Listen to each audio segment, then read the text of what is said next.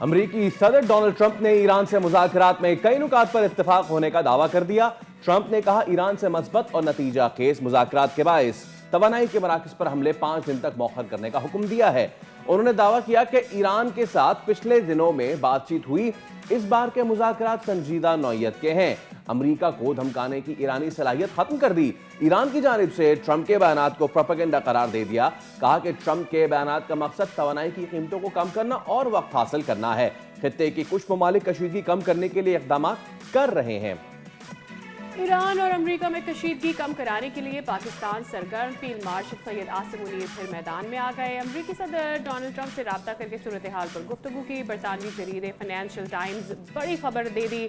बरतानवी जरीदे के मुताबिक पाकिस्तान ने इस्लामाबाद में मुज़ाकरात कराने की पेशकश कर दी। मुज़ाकरात रवां हफ्ते मुतवक्के हैं।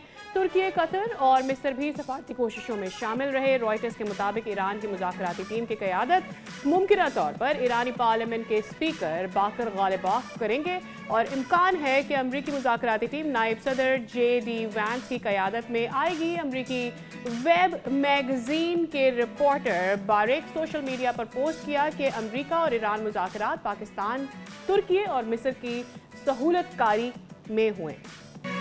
हाई ऑक्टेन फ्यूल पर पेट्रोलियम लेवी में इजाफे के बाद वजीर आजम का बड़ा फैसला। सरकारी गाड़ियों में हाई ऑक्टेन ईंधन के इस्तेमाल पर फौरी पाबंदी आयद कर दी गई। वजीर आजम का कहना है नागुज़ीर सूरत में इस्तेमाल करने वाला खर्च अपनी जेब से बर्दाश्त करेगा।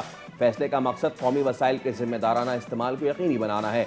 हाई ऑक्टेन पर लेवी 100 से बढ़ाकर 300 रुपये फी लीटर कर दी गई, जिसके बाद कीमत 200 रुपये इजाफे के साथ 534 रुपये फी लीटर हो गई। PSL 11 के लिए कमेंट्री पैनल का ऐलान। इंग्लिश और उर्दू में अलग अलग कमेंट्रीज की आवाज़ का जादू जगाएंगे। पाकिस्तान सुपर लीग का नया स्केड्यूल जारी हो गया। कराची और लाहौर 22-22 मैचेस की मेज़बानी करेंगे। दोनों एलिमिनेटर्स और फाइनल की मेज़बानी लाहौर करेगा। कराची को PSL क्वालिफायर मैचेस की मेज़बानी मिल गई। इवेंट 26 मार्च को शुरू होगा। दूसरी जानिब Sahibzada Farhan ICC player of the month करार। पाकिस्तानी ओपनर को फरवरी का बेहतरीन खिलाड़ी करार दिया गया है। साहबजादा फरहान ने T20 वर्ल्ड कप में शानदार कारकर्दगी का मुजाहरा किया। उन्होंने एक एडिशन में सबसे ज़्यादा रन्स का रिकॉर्ड बनाया। फरहान इवेंट में 2 सेंचुरियां बनाने वाले पहले खिलाड़ी हैं।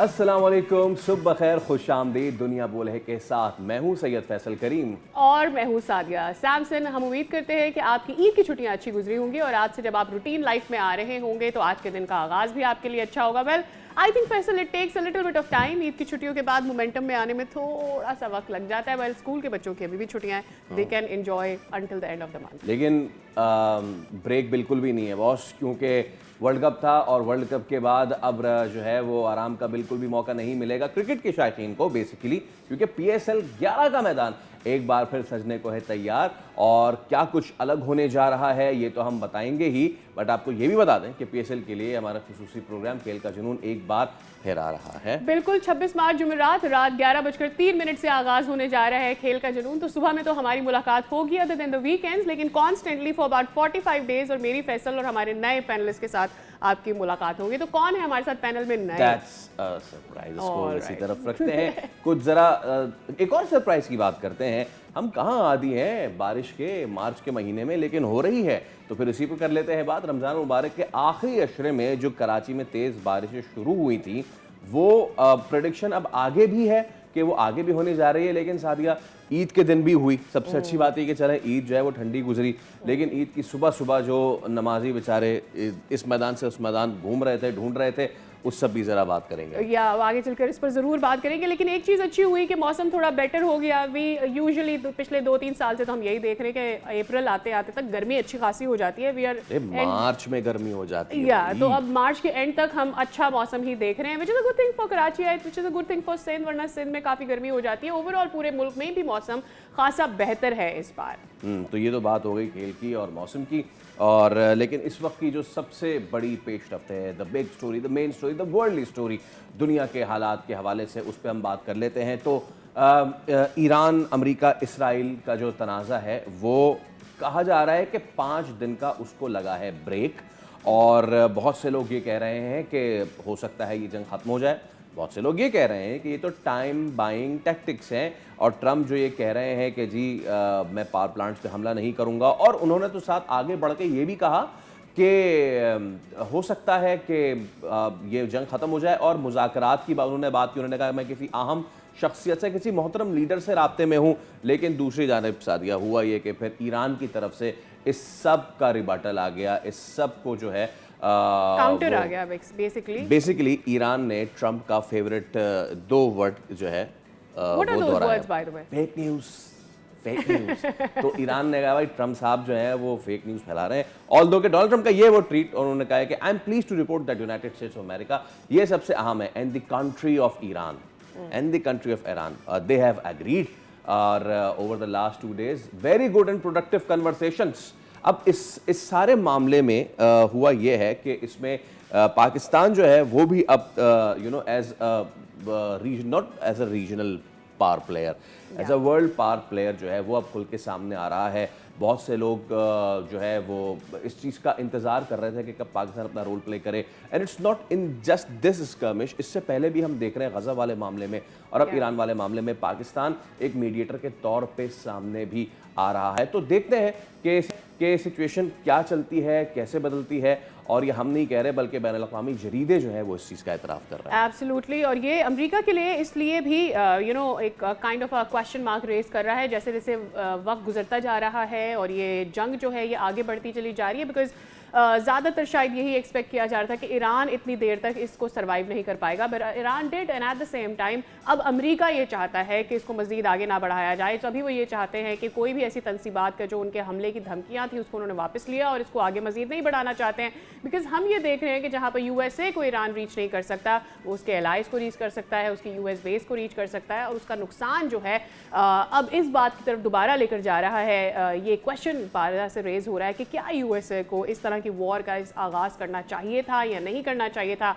और इससे पहले हमने देखा था ईरान इसराइल वॉर में कि जिस तरह से अमेरिका जान छुड़ाने की कोशिश कर रहा था कि वो नहीं चाहता था कि ग्राउंड में जाकर कभी भी ईरान पर हमला करे। This time they change their mind, and that change of mind उनको मेरे ख्याल में पे ऑफ करना पड़ रहा है, और अब वो इस जंग को मजीद आगे नहीं बढ़ाना चाहते हैं। ईरान ने जंग रोकने के लिए 6 स्ट्रेटेजिक शराइत भी पेश कर दी हैं। अब वो शराइत कितनी काबिल अमल है, कितनी काबिल कबूल हैं, और ये जो ट्रंप ने 5 दिन के लिए रोकने का बयान दिया है उस पर हम भी आगे बात करेंगे। But the thing is Sadia के बहुत से तज्ज़ियाकार इस वक्त ये कहने पे मजबूर हैं कि शायद वियतनाम के बाद अमेरिका ने अपनी सबसे बड़ी गलती की। वेल, गलतियाँ तो बहुत सारी हुई हैं बीच में, अफगान सबसे बड़ी गलती थी, उसके बाद इराक सबसे बड़ी गलती थी, तो अमेरिका गलतियाँ करता जा रहा है। लेकिन अमेरिका जिसकी शय पे ये कर रहा है, बल्कि ये कह रहे हैं अमेरिका जिसकी बैकिंग के लिए ये कर रहा है, उससे सवाल जवाब कौन करेगा, क्योंकि गालिबाफ जो हैं उनका ये बयान बहुत ही जानदार है, जो कि ईरानियन स्पीकर ऑफ पार्लियामेंट हैं। उनका ये कहना है कि जब तक जो मुजरिम उनको सज़ा नहीं मिलेगी हम तो चैन से नहीं बैठेंगे। तो इस सब पे ज़रा हम बात कर लेते हैं। साबिक सफ़ीर और सदर इंस्टीट्यूट ऑफ रीजनल स्टडीज़ जौहर सलीम साहब आज सुबह हमारे मेहमान हैं। जौहर साहब अस्सलाम वालेकुम और बहुत शुक्रिया आपके वक्त के लिए। It's a pleasure having you on the show. तो सर, मेरा पहला सवाल ही यही है, ट्रंप 5 दिन के लिए ये जंग रोकने पे क्यों आमादा हुए हैं? इज़ इट कि उन्हें ऑयल प्राइसेस का दर्द है, या फिर इज़ इट कि उन्होंने देखा कि अरे ये तो ईरान का मिसाइल डिएगो गार्सिया की तरफ चला गया है, या फिर देयर इज समथिंग एल्स? बिल्कुल जी, प्रेशर तो है जाहिर है उन पे इस वक्त, क्योंकि जो इस वक्त खलीजी ममालिक में भी जो हो रहा है, जो ईरान की रिटेलिएशन है, और फिर जाहिर है जिस तरह ऑयल प्राइसेस दुनिया में ऊपर जा रही हैं, और वो खास तौर पे जो अपना हुर्मस की बंदिश है वो एक एडमायर है। लेकिन साथ ही साथ मैं समझता हूँ कि जिस तरह पाकिस्तान जैसे ममालिक जो है, और पाकिस्तान इस वक्त मेरा ख्याल है काफ़ी सारी इस वक्त मीडिया रिपोर्ट्स हैं, एक ही रोल प्ले कर रहा है जो है ना मीडिएशन में या फैसिलिटेशन ऑफ डायलॉग में आप कह लें। तो उसमें जो है ना कुछ मैसेजेस एक्सचेंज हुए हैं, तो उससे थोड़ा सा उनको ये लगा ट्रम्प को कि बातचीत उनसे हो सकती है, और उनको भी वो उनको एक विंडो मिला कि उसको मजीद 5 दिन बढ़ा दें। पाकिस्तान का रोल जो है इसमें मेरे ख्याल इस वक्त काफ़ी अहम होगा आने वाले दिनों में, क्योंकि देखें पाकिस्तान से तो मुसलसल क्योंकि पाकिस्तान के साथ ईरान के ताल्लुकात बहुत अच्छे बरादराना ताल्लुकात हैं, अच्छा, इसी तरह खलीजी ममालिक के भी बहुत ही बरादराना नज़दीक तरीन ताल्लुकात हैं। फिर अमेरिका के साथ भी पाकिस्तान के अच्छे ताल्लुकात हैं। तो सारी जो साइट्स हैं पाकिस्तान जो है उन मुल्कों में है, जिस तरह इजिप्ट है, पाकिस्तान है, तुर्किया है, इनके ताल्लुकात सबसे बहुत अच्छे हैं। और सही। पाकिस्तान के साथ आपको पता है ईरानी सदर की बात भी रेगुलरली अभी तक होती है, वैसे ही पहले की तरह बहुत सारे राब्ते हुए हैं। फिर पाकिस्तान की इसी तरह सऊदी अरब के जो लीडर्स हैं उनके साथ भी, और फिर अमेरिकन के साथ। तो इस चीज़ का इम्कान है कि बातचीत चल रही हो, जो है बल्कि लगता है कि चल रही है। अब उसकी बेसिस पे अगर ट्रंप ने ये कहा है, अच्छा, ईरानी ज़राए से ज़ाहिर है कि उसकी, बिल्कुल आपने सही कहा, जो उनके स्पीकर हैं पार्लियामेंट के गालिबाफ साहब, उन्होंने कहा कि नहीं, इस तरह की कोई बात नहीं। इसमें भी दो चीज़ें हो सकती हैं। देखें, एक तो ये भी मुमकिन है कि ईरान में क्योंकि वहाँ पे इस वक्त थोड़ा सा डिफरेंट पावर सेंटर्स हैं, तो और पहले भी इस तरह था कुछ, इवन जब सुप्रीम लीडर अलाइव थे तो उनके टाइम पे भी एक वक्त में थोड़े से सदर पेजेश्कियान में और उनमें इस मामले में थोड़ा सा मुख्तलिफ नुक्ता नज़र था न्यूक्लियर इशू पे। पेजेश्कियान उसको डील करना चाहते थे, सेटल करना चाहते थे। सुप्रीम लीडर की तरफ से पहले वो नहीं मान रहे थे, इस साल पहले की बात है। फिर इवेंचुअली वो मान गए कि ठीक है, निगोशिएट आप करें। तो हम तो इसलिए, क्योंकि ईरान में इस वक्त जाहिर है कि थोड़ा सा वो डिफरेंट पावर सेंटर्स तो हैं। इससे पहले भी एक बार हुआ कि पेजेश्कियान का एक बयान आ गया था कि हम जो है खलीजी ममालिक पे बिल्कुल अटैक नहीं करेंगे, और फिर बाद में उनको थोड़ा सा रिट्रैक्ट करना पड़ा था उस स्टेटमेंट से। तो एक तो ये मुमकिन है कि जो बातचीत है वो पेजेश्कियान वाली साइड से ज़्यादा हो रही हो, और जो दूसरी साइड है वो उनको मालूम तो होगा, लेकिन फिर भी वो इस किस्म की स्टेटमेंट्स कर रहे हों ताकि आप दोनों तरफ अपनी स्पेस रखते हैं कि अगर राइट। मुज़ाकरात पे विड्रॉ करना पड़े, या फिर ये भी होता है कि आप थोड़ा सा प्रेशर मेंटेन रखते हैं। जॉर्ज साहब, मुझे ये दूसरी साइड पे। बताइएगा कि क्या यूएसए वो कुछ अचीव कर पाया है जिसकी वजह से उसने इस वॉर को इनिशिएट किया था? I mean like looking at, वो चाहते थे कि रिजीम चेंज हो जाए। रिजीम उस तौर से तो चेंज नहीं हुआ इन अ वे, वो शायद चाहते थे कि थोड़ा लिबरलिज्म की तरफ आ जाए ईरान, शायद उस तरह कंजर्वेटिव पार्टी जो है इसका हिस्सा ना हो, वो चेंज तो नहीं आ सका। अब क्या लगता है, क्या मजीद टारगेट्स हो सकते हैं जो यूएसए ईरान में अचीव करना चाह रहा है, जो शायद हम नहीं समझ पा रहे हैं? मतलब पावर प्लांट्स को हिट करने से क्या वो अपने टारगेट्स अचीव कर पाएंगे? देखिए, जो ओवर आर्चिंग एक ऑब्जेक्टिव, स्ट्रेटेजिक ऑब्जेक्टिव जो लॉन्ग टर्म है उनका, वो तो शायद रजीम चेंज ही था। लेकिन मैं नहीं समझता था कि, और मैं पहले अपने 12 ये कमेंट्स में कह चुका हूँ कि इस तरह सिर्फ जो एरियल बॉम्बिंग से कोई रजीम चेंज हो जाएगा। और अगर इस तरह की उन्होंने कोई, इजराइल ने उनको ज़्यादा कन्विंस किया था, तो शायद वो, मेरे ख्याल है, हकाइक पे वो मबनी नहीं था इतना ज़्यादा। लेकिन मैं ये समझता हूँ कि जो ज़्यादा कोशिश थी टेक्निकल लेवल पे, वो ये थी कि ईरान की जो कैपेसिटी है जो है ना पावर प्रोजेक्ट करने की उस खत्ते में, उसको डिग्रेड किया जाए। तो ये जो बॉम्बिंग कैंपेन हुई है अमेरिका की और इजराइल की तरफ से, देखिए कोई उन्होंने 20-25 हज़ार टारगेट्स हिट किए हैं इन सारे दिनों में। तो उससे वो ईरान की कैपेसिटी जो है काफ़ी ज़्यादा, जाहिर है उसमें डेंट तो आया है। तो अब क्या ये सबसे बेहतरीन तरीका था, क्योंकि उससे पहले तो उनके मुज़ाकरात भी चल रहे थे। अब थ्योरेटिकली देखें तो लेट्स से कि अगर अभी मुज़ाकरात होते हैं और उनको वही सब कुछ मिल जाता है, न्यूक्लियर के ऊपर जो डील मिल जाता है जो उनको पहले मिल रहा था अमेरिकन्स को, तो फिर तो एक किस्म का उनको ये फ़ायदा हो जाएगा कि उनको वो डील भी मिल गया, और फिर साथ ही साथ उन्होंने ईरान की कैपेसिटी जो सी है उसको भी काफ़ी ज़्यादा डेंट किया है। सही। लेकिन ऑन द अदर हैंड अगर जो है वो सिर्फ ये समझ रहे थे कि रजीम चेंज हो जाएगा, जो मेरा ख्याल है कि अगर वो ऐसा समझ रहे थे, तो क्योंकि मैंने तो बिल्कुल शुरू में ही कहा था कि इस तरह रजीम चेंज जो ईरान जैसे मुल्कों में नहीं हो सकते, जहाँ पे इतना एंट्रेंच रजीम है, इतना एक उनका डीपली रूटेड सिस्टम है वो सारा, तो उसको एरियल बॉम्बिंग से तो आप नहीं कर सकते। तो उस सूरत में अगर वो ये समझ रहे थे, तो मेरे ख्याल है फिर वो शायद जो है ना एक स्ट्रेटेजिक उसमें एरर था। लेकिन ज़्यादा मेरा ख्याल है चांस ये है कि वो जो, देखिए वो क्या करना चाहते हैं, एक तो उनकी न्यूक्लियर कैपेसिटी जो सी है उसको वो चाहते हैं कि वो एटलीस्ट उनको 5-10 साल के लिए वो फिलहाल तो उसको या ख़त्म कर दें या फ्रीज हो जाए। साथ ही साथ वो ये चाहते हैं कि जो इनका मिसाइल प्रोग्राम है ईरान का, उसको काफ़ी ज़्यादा जो है ना उसको डैमेज करना चाहते थे, और या उसको कंटेन करना चाहते हैं। ये उनके जो है ना जो टेक्निकल उनके ऑब्जेक्टिव्स हैं। साथ ही साथ ये भी है कि देखिए अगर रजीम चेंज हो जाता है या हो जाए आने वाले दिनों में, मुस्तकबिल में, इस कॉन्फ्लिक्ट में नहीं, किसी नेक्स्ट कॉन्फ्लिक्ट में, तो वो तो एक बड़ी स्ट्रेटेजिक अचीवमेंट होगी उनकी, क्योंकि फिर तो वो देखिए असल तो उनका जो मसला है वो चाइना के साथ है। तो वो ये चाहेंगे किसी वक्त के बिल्कुल कोई ऐसा ईरान हो जो कि उनके स्ट्रेटेजिक ऑर्बिट में हो, तो वो तो एक रादर देन कि वो रशिया और चाइना के स्ट्रेटेजिक ऑर्बिट में हो, तो वो तो एक बहुत बड़ी उनके लिए ज़ाहिर है ओके। जो है ना अच्छा एक अच्छा, स्ट्रेटेजिक इसमें कंपटीशन हो सकती है। जौहर साहब, एक मेरा सवाल है, वो जो एक इनविंसिबिलिटी वाला कॉन्सेप्ट था, वो कॉन्सेप्ट धीरे धीरे ईरान ने ख़त्म किया है, चाहे वो यूएसएस अब्राहम लिंकन हो, चाहे वो आयरन डोम हो इसराइल का, या वो खित्ते में यूएस बेसिस हो। नाउ विद दिस थिंग, जो कि अरसे से लगता था कि यार इनका तो कोई कुछ नहीं बिगाड़ सकता दुनिया में, तो ईरान ने अकेले खड़े होकर वो काम कर दिया, वो कार्रवाई कर डाली। इस चीज़ के बाद जो ट्रंप एक नया वर्ल्ड ऑर्डर लाना चाह रहे थे, उसमें आप टिल्ट देखते हैं, रीजन का फ्यूचर क्या देखते हैं विद सारे मुसलमान मुल्क हैं, लेकिन उसके बाद जो सारी चीज़ हुई है, I hope you got my question, तो रीजन की फ्यूचर क्या देखते हैं इस करंट सिनारियो के तनाजुर में? देखिए, बहुत सी चीज़ें नहीं बदलेंगी, जो है ना वो इंटरनेशनल ऑर्डर बेसिकली तो ये करना चाह रहे थे ट्रंप, जो करना चाह रहे थे वो अमेरिका के इंटरेस्ट मैक्सिमाइज करना चाह रहे थे। वर्ल्ड ऑर्डर तो जो है ना जाहिर है उसको इस तरह से आप नहीं बदल सकते। वर्ल्ड ऑर्डर तो देखें अभी भी क्वाइट फ्रैंकली मल्टीलैटरलिज्म आई तो नहीं है ना। मल्टीलैटरलिज्म की तरफ एक समझते हैं कि जी उसकी तरफ ये जो है ना तारीख जो है ना का सफ़र उसकी तरफ है, लेकिन अभी आई तो नहीं है। अभी भी हम एक बेसिकली प्राइमरीली यूनिपोलर वर्ल्ड नहीं है, जिसमें के कुछ पावर्स हैं, चाइना है जो एक इमर्जिंग सुपर पावर आप कह सकते हैं, लेकिन अभी तक वो हुआ तो नहीं है। अमेरिका उसको कंटेन करने की कोशिश तो कर रहा है, वो तो जाहिर है कि कुछ सालों से ऑलरेडी है, अभी भी इन प्रोसेस है।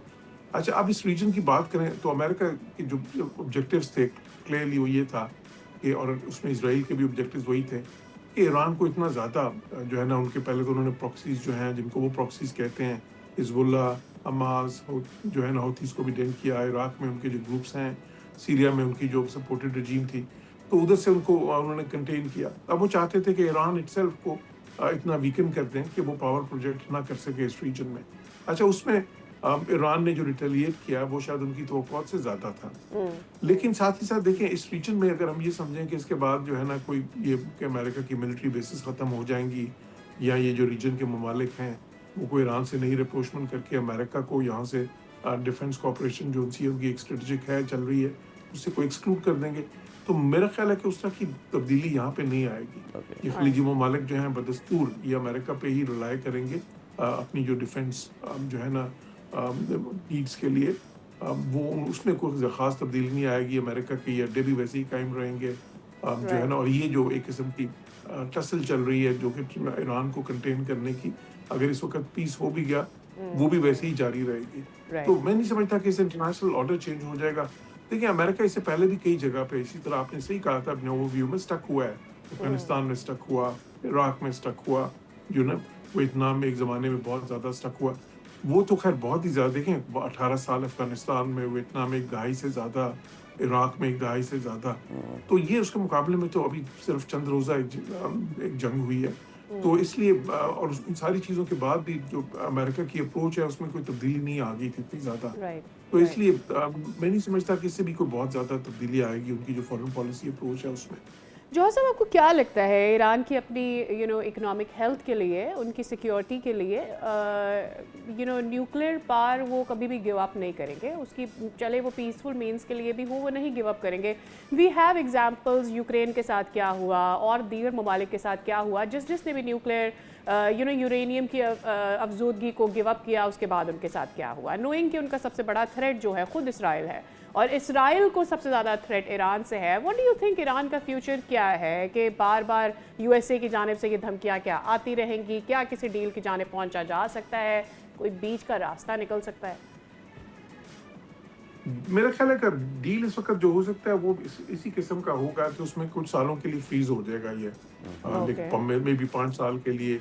फिर ये जो देखें असल जो मसला, मैं इससे पहले भी अपने कमेंट्स में मैंने कई बार कहा कि असल मसला जिस पे आके स्टक हुआ है वो 450 किलोग्राम अफजूदा यूरेनियम है, 60% जो ईरान के पास इस वक्त मौजूद है।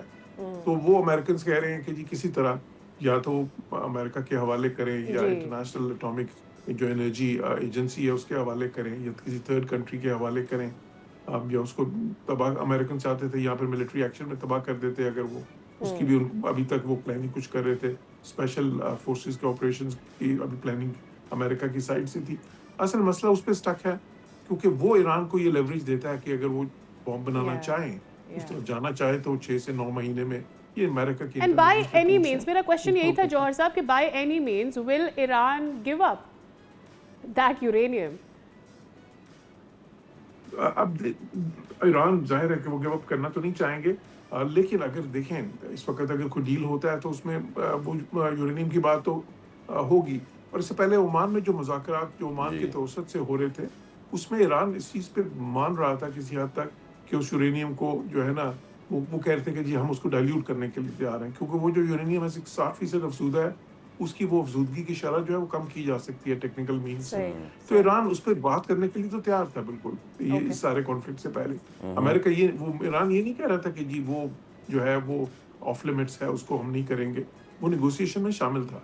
सही है। अच्छा जौहर साहब, क्या इत्तलात हैं? बूट्स ऑन ग्राउंड होने जा रहा है। एक थ्योरी ये भी है कि ट्रंप ने जो 5 दिन का एक वक्फा लिया है, ये जो रिसेस ली है, ये कोई उनको दर्द नहीं आया? एक तो ऑब्वियसली ये कि ऑयल प्राइसेस या मार्केट की जो थोड़ी सिचुएशन बेहतर करे, बट वॉर फ्रंट पे इधर से यूएसएस ट्रिपोली और आई हर्ड के उधर से भी फ्रॉम द वेस्टर्न वाटर्स भी कोई उन्होंने यूएसएस किड है या कौन सा है वो उधर इसकी तरफ रवाना किया है, द एम्फीबियस, द मरीनर्स। तो क्या is there any chance of boots on ground specially Kharg island? जी बिल्कुल, देखें जो आपने सही कहा, ये बिल्कुल सही इत्तला है। 4,500 के करीब मरीन्स अमेरिकन जो है ना वो इस पे बुला रहे हैं, वो रास्ते में है इस वक्त। तो अगर ये बात नहीं बनती, लेट्स से इस वक्त कोई आपस में इनकी जो है ना मुज़ाकरात के ज़रिए ये मसला सेटल नहीं होता, तो आने वाले दिनों में अमेरिकन जो प्लान कर रहे हैं, वो बूट्स ऑन द ग्राउंड उस तरह नहीं प्लान कर रहे कि इन्वेजन के लिए ओके। तो आपको बहुत महीने दरकार होते हैं, और वो अमेरिकन उस तरह का रिस्क लेंगे भी नहीं। ये बहुत ही गैर मकबूल जंग है अमेरिका में भी, और दुनिया के लिए भी इसका कॉस्ट बहुत ज़्यादा होगा। लेकिन स्पेशल ऑपरेशंस जो है ना, जिसमें कि लेट्स से वो बिल्कुल खर्ग आइलैंड पे कब्जा कर लें, या ये जो कोस्ट लाइन है इस पे वो कुछ कोशिश करें कि जो ईरान की कैपेसिटी है वो हम उसको डिग्रेड करें, या फिर ये कोई न्यूक्लियर साइट्स पे कोई इस तरह का अटैक करें। ये जो नातान्स और फर्दू की जो साइट्स हैं जो इस्फहान के करीब, इस्फहान में भी ये इनफैक्ट समझा जा रहा है कि शायद वहाँ पे वो न्यूक्लियर मटेरियल कहीं मौजूद है। ये 3 जगह हैं जहाँ पे वो सस्पेक्ट कर रहे हैं। तो वो बिल्कुल मुमकिन है आने वाले दिनों में। अब उसमें मसला सिर्फ ये कि देखें, इनको इस वक्त दोनों साइड्स को मेरे एक ऑफ रैम्प भी चाहिए इस वक्त, एक एग्जिट स्ट्रेटजी भी चाहिए, क्योंकि मसला ये हो रहा है कि देखें लेवल ऑफ एस्केलेशन में बात इतनी बढ़ गई है। जिस तरह अमेरिका क्या थ्रेट कर रहा था कि जी हम आपके अब जो है, जो कि बड़े आराम से वो कर सकते हैं, जो उनके सिविलियन एनर्जी प्लांट्स हैं उनको डिस्ट्रॉय करना, क्योंकि ईरान के एब्सोल्युटली। बहुत शुक्रिया जौहर सलीम साहब, आपसे बात करके बहुत अच्छा लगा। आपके टाइम के लिए बहुत शुक्रिया। एंड डेफिनेटली आने वाले दिनों में देखना होगा कि ये 5 डेज़ का जो गैप है उसमें एक्चुअली किसी तरफ ये ऊँट किसी करवट बैठता है या नहीं बैठता, और क्या वाकई किसी डील की तरफ ईरान को लेकर आया जा सकता है, अमेरिका की जानिब से कोई प्रेशर ऐसा पुट किया जा सकता है, या फिर Iran will continue to do what they are doing already. Absolutely. एक ब्रेक ले रहे हैं, उसके बाद दोबारा हाजिर होंगे। Stay with us.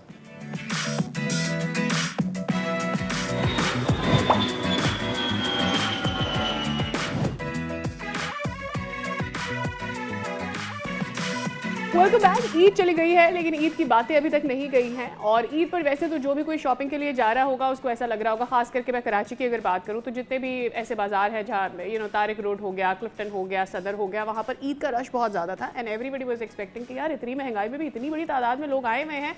बट असल बात है नंबर्स की, क्योंकि जब नंबर सामने आते हैं तो असल में पता चलता है कि पिछले जितने भी साल थे उनके मुकाबले इस साल कितनी शॉपिंग की है लोगों ने, और पिछले साल के मुकाबले नंबर ज़रा कम ही आए।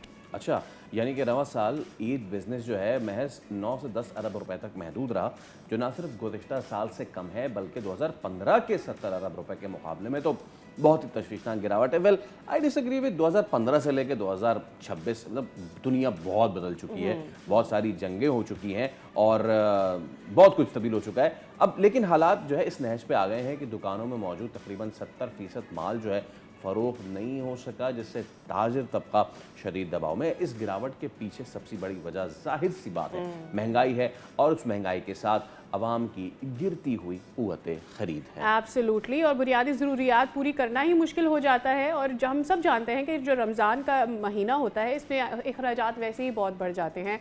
फ्यूल प्राइसेस तो बाद बढ़ी हैं, लेकिन जब रमज़ान का आगाज़ होता है पाकिस्तान में हम देखते हैं कि वैसे ही चीज़ों की जो अशिया होती है उनकी कीमतों को इस कदर बढ़ा दिया जाता है और ईद पर उसमें मज़ीद इजाफा होना होता है। तो ईद तक पहुँचते पहुँचते वही वाली बात है कि आप अपनी बुनियादी ज़रूरियात को पूरा करेंगे या फिर ईद की शॉपिंग की तरफ जाएंगे।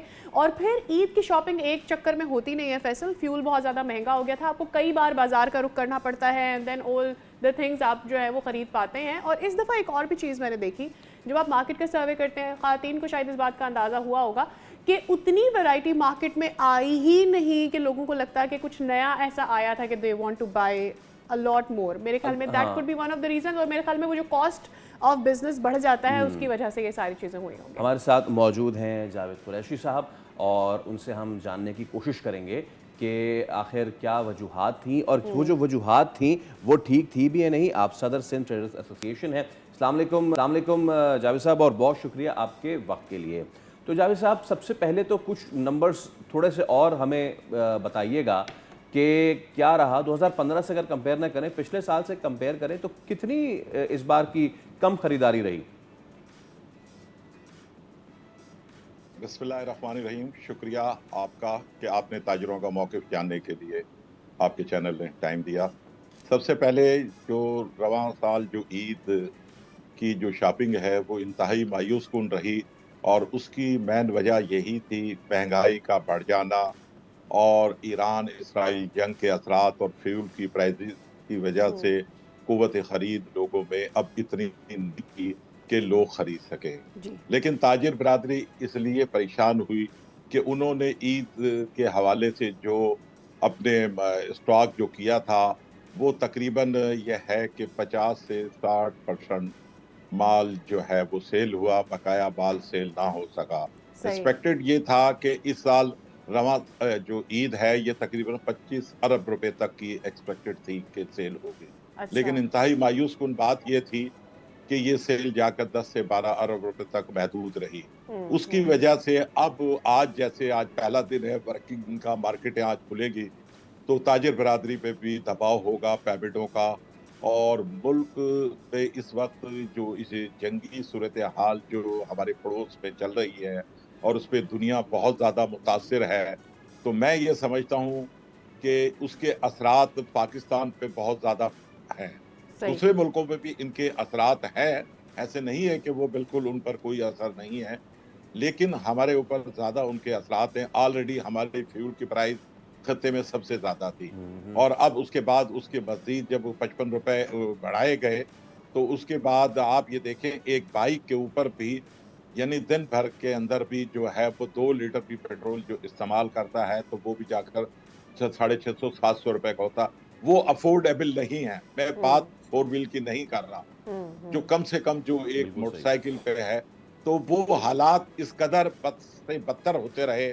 और अब अल्लाह ताला से दुआ गो है, और पाकिस्तान का जो किरदार इस वक्त मौजूदा हुकूमत और हमारी खारजा पॉलिसी बेहतर है, और उन्होंने कोशिश भी की है कि ये जंग सीज़ फायर किया जाए, और अल्लाह करे ऐसा हो जाए तो मार्केटों में काम भी आएगा और हालात बेहतरी की तरफ जाएंगे। आप और हम सब लोग दुआ गो।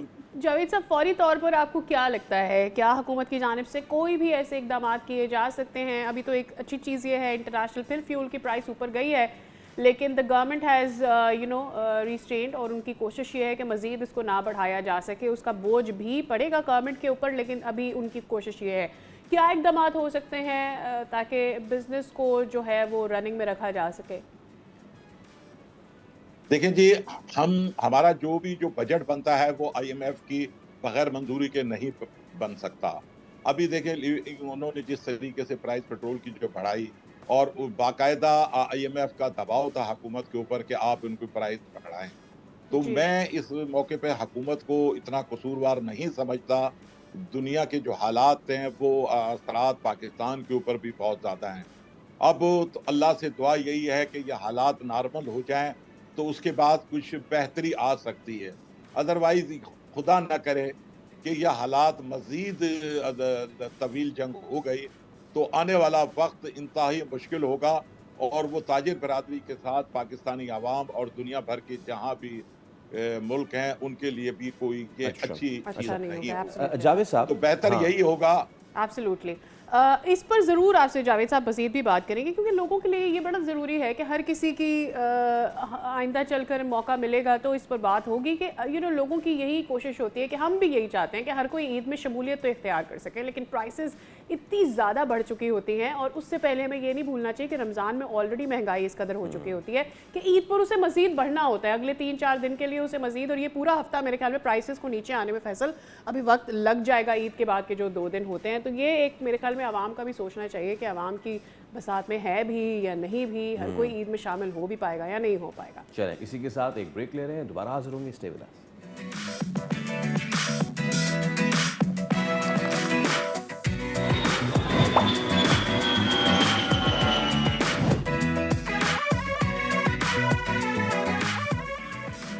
एक बार फिर आपको कहेंगे खुशामदीद। वेल, खित्ते में जारी जो कशीदगी है, पेट्रोलियम मसनूआत की कीमतें उसकी वजह से बहुत ऊपर जा चुकी हैं, वहीं पे दीगर चीज़ें जो हैं वो भी आउट ऑफ कंट्रोल जा रही हैं और सोने की मार्केट ने गैर मुतवक्के तौर पर डाउनवर्ड एक्सट्रीम दिखाई है और गुज़िश्ता हफ्ते आलमी मंडी में सोने की कीमतों में 10% तक की कमी भी रिकॉर्ड की गई है। वेल, विद दैट मईशत पे जो इस वक्त बोझ पड़ रहा है, आपने देखा कि पाकिस्तान ने जो भी बड़ा फैसला किया है महंगे ईंधन और बढ़ते हुकूमती अखराजात के पेश नज़र, वज़ीर आज़म शहबाज शरीफ ने सरकारी गाड़ियों में हाई ऑक्टेन फ्यूल के इस्तेमाल पर मुकम्मल पाबंदी आयद कर दी है। तो अब ये सारे फैसले कितने दूरस होंगे और अगर खुदा न खास्ता ये मामला लॉन्ग टर्म चलते हैं तो फिर पाकिस्तान को इससे कैसे लड़ना पड़ेगा, इस सब पे बात कर लेते हैं। हमारे मईशत चौधरी अकमल साहब हमारे साथ मौजूद हैं। चौधरी साहब, गुड मॉर्निंग, अस्सलाम वालेकुम, बहुत शुक्रिया आपके वक्त के लिए जनाब। तो चौधरी साहब, सबसे पहले तो जो मईशत पे असरात पड़ रहे हैं इस तमाम तर मामले के, अगर तो ये मज़ीद खिंचती है, एक अच्छी बात यह है कि 5 दिन का एक ब्रेक है सारी जंगो जदल में, लेकिन अगर ये इसके बाद मज़ीद आगे जाती है, पाकिस्तान जैसे मुल्क के लिए जो अपनी मईशत मजबूत करने की इस वक्त कोशिश कर रहा है, क्या समझते हैं, क्या मज़ीद हिकमत अमलियाँ हमें अपनानी पड़ेंगी, कोई डेंट, कितना डेंट पड़ेगा और उससे फिर कैसे नबरदाश्त होना पड़ेगा? देखें, पाकिस्तान जो है ना उन चंद ममालिक में से है जो इस जंग की वजह से ज़्यादा मुतासिर हुए हैं माशी तौर के ऊपर, क्योंकि पेट्रोल की और डीजल की जो कीमतें हैं वो जंग से पहले तकरीबन $60 पर बैरल के ऊपर जो है वो ट्रेड हो रही थी और जंग के बाद जो है ये $120 पर बैरल तक गई हैं और इस वक्त जो इसकी प्राइस है इंटरनेशनल मार्केट में, दैट इज़ अराउंड 105 डॉलर पर बैरल जो है वो चल रही है। जबकि अगर देखा जाए तो हुकूमत ने जो इसमें इजाफा किया है वो तकरीबन 50 से 55 रुपए का किया है। अगर सेम जितनी परसेंट, तकरीबन 40% जो इसमें सर्ज आया है तकरीबन ऑयल की प्राइसेस में, अगर सेम उसको गवर्नमेंट पास ऑन करती तो 125 से 130 रुपए तक जो है वो ऑयल पाकिस्तान में महंगा हो सकता था। और अभी भी जो इस वक्त भी जो पोजीशन है उसमें भी हुकूमत जो है वो सब्सिडी बेसिकली दे रही है, जो इस वक्त 325 रुपए की पाकिस्तान में प्राइसेस है। और इस प्राइसेस के ऊपर भी अगर पाकिस्तान की इकोनॉमी की बात की जाए, आम आदमी के मयार ज़िंदगी की बात की जाए, तो उसमें बहुत ज़्यादा जो है वो उसको ये मुतासिर कर रही हैं। एक तो इससे जो है वो कॉस्ट पुश इन्फ्लेशन जो है वो बहुत ज़्यादा बढ़ जाएगा, ट्रांसपोर्टेशन के जो कॉस्ट है उसमें इजाफा हो जाएगा, फिर एनर्जी की जो प्राइसेस हैं उसमें बेताशा इजाफा होगा। अभी तो स्टार्ट है, अभी उसका इम्पैक्ट नहीं आया, लेकिन आने वाले हफ्तों में इसका अंदाज़ा होगा जब बिजली की कीमतें भी बढ़ेंगी, जब जो है वो दीगर ज़रूरियात ज़िंदगी हैं उनकी चीज़ों के चौधरी ऊपर साहब, भी मैं इनडायरेक्ट कता इम्पैक्ट कलामी इसका की आता है। माजरत सादी आपकी भी इजाज़त से, आपने एक लफ्ज़ इस्तेमाल किया इकोनॉमी का, कॉस्ट पुश इन्फ्लेशन। मैं ज़रा हमारे देखने वाले जो लोग हैं उनको बताइएगा कि आपकी इस्तिलाह से मतलब क्या था? देखिए, कॉस्ट पुश इन्फ्लेशन दो टाइप का होता है। एक होता है डिमांड पुल इन्फ्लेशन। उसमें ये होता है कि चीज़ों की जो डिमांड है, जो भी अशियाए ज़रूरियाँ हो या कोई भी कमोडिटी हो, उसकी डिमांड में जब बेताशा इज़ाफ़ा होता है तो उसकी वजह से कीमतों में बिल्कुल। इज़ाफ़ा हो जाता है। तो वो हम कहते हैं कि जी अब इस वक्त डिमांड पुल इन्फ्लेशन है, डिमांड चीज़ों की बढ़ रही है। कॉस्ट पुश इन्फ्लेशन वो होता है जब इनपुट मटेरियल की कॉस्ट जो है वो बेतहाशा बढ़ जाती है। मसलन जैसा मैंने बताया, ट्रांसपोर्टेशन की कॉस्ट है, बिजली की कॉस्ट है, लेबर की कॉस्ट है, या दीगर जो इसमें लागत आती है उसमें इजाफा होता है, तो we call it cost push inflation. उसमें डिमांड का कोई ताल्लुक नहीं होता। तो हमारे यहाँ ज़ाहिर है जब बिजली की कॉस्ट बढ़ेगी और दीगर जो चीज़ें हैं उनकी कॉस्ट बढ़ेगी, और that will surge the cost push inflation. अच्छा, इससे अब आपने बात की कि जी हमने निमटना कैसे है। जी। निमटने के दो तरीके जो हैं वो सबसे इम्पॉर्टेंट है। नंबर एक, हमें जो है वो जो गैर ज़रूरी इसका जो इस्तेमाल है एनर्जी का, चाहे हम उसको अफोर्ड कर ही क्यों ना सकते हो, उसको हमें जो है वो कम करना पड़ेगा। अपनी डेली की लाइफ स्टाइल को थोड़ा सा चेंज करना पड़ेगा, और जो जो हम दफ्तर वगैरह जाते हैं या घरेलू इस्तेमाल में चीज़ों के ऊपर थोड़ा सा तवज्जो देनी पड़ेगी, खुद हमें ये चीज़ करनी पड़ेगी। इंडस्ट्रियल अगर बात, यहाँ पे हम ज़ाहिर है कॉम्प्रोमाइज़ नहीं कर सकते, क्योंकि जहाँ ऑयल का बहरान है वहाँ जो नेचुरल गैस है जो कतर से एलएनजी वगैरह आती है वो भी आना बंद हो गई है, तो उसकी वजह से फर्टिलाइज़र की कीमतें जो हैं वो बढ़ सकती हैं। टेक्सटाइल जो गुड्स हैं उसकी कीमतें बढ़ सकती हैं। तो वहाँ पे जो है वो हुकूमत को थोड़ा सा कोशिश करके उनको जो है वो सहूलत देनी होगी, ताकि हमारी जो मईशत का पहिया है वो चलता रहे। मईशत अगर चलती रहेगी, लोगों को रोज़गार मिलता रहेगा, तो थोड़ी बहुत महँगाई भी होगी तो वो उसको फ़ाइट करने की पोज़ीशन में होंगे। लेकिन अगर हमारी मईशत का पहिया रुक जाएगा और उसकी वजह से डेफ़िनेटली हमारी जीडीपी ग्रोथ जो है वो कम होगी। हमारी जो एक्सपोर्ट्स हैं उसमें ज़ाहिर है कमी होगी। एग्रीकल्चरल जो प्रोडक्शन है हमारी उसमें राइट। कमी वाक़या होगी, तो वो हमें ज़्यादा क्राइसिस तरफ चौधरी लेके जा साहब, ये सकता है। क्राइसिस तो तो अब आया इंडस्ट्रियल है। आई मीन लाइक हमें ये पता है कि ये मार्च में क्राइसिस शुरू हुआ है और ये क्राइसिस अभी चलने वाला है। This is not going to immediately नहीं रुक जाएगा सब कुछ, और जब रुक भी जाएगा तो हमें वापस आने में वक्त लगेगा, पूरी दुनिया को वापस आने में वक्त लगेगा। हमें ये पता है कि जून जुलाई आने वाला है, बजट अप्रोच करेगा। आपको लग रहा है कि मार्च से पहले तक क्या हम अपने सारे अहदाफ पूरे कर पा रहे थे? वो गोल्स जो आईएमएफ ने सेट किए थे, वो गोल्स जो हमने बजट के थ्रू सेट किए थे, बिकॉज हमें ये पता है कि एंड में देयर विल बी रीजंस कि इस वजह से हम अपने अहदाफ नहीं रीच कर पाए। देखिए, अहदाफ में जो है वो जो सबसे जो मेन हदफ है ना वो है टैक्स की कलेक्शन का। तो चूंकि एक मतलब 1/3 जो टाइम है वो तो पास ऑन हो चुका है, और बहुत ज्यादा वो टैक्स में शॉर्टफॉल नहीं है, 300-400 अरब रुपए का है। वो अगर Okay. फर्ज करें हुकूमत नहीं भी पूरा कर पाती तो आईएमएफ तो इस हवाले से थोड़ी सी रिलैक्सेशन हमें दे देगा। दीगर Right. जो जीडीपी का जो हदफ है या जो हमारा जो बजट के हवाले से जो उन्होंने मेजर्स दिए हुए अपने ठीक है। ठीक है। चौधरी अकमल साहब, आप इस हवाले से हमारे साथ मौजूद थे, आपका बहुत शुक्रिया। तो बिल्कुल बात ठीक है कि ये अगर मामलात बेहतर ना हुए तो मज़ीद इक़्तिसादी मामलात पाकिस्तान के प्रेशर में आ सकते हैं, लेकिन उससे नबरदाज़मा कैसे होना ये भी उन्होंने बता दिया। बहुत शुक्रिया चौधरी अकमल साहब का। आपका एक ब्रेक ले रहे हैं, दोबारा हाजिर होंगे। Stay with us.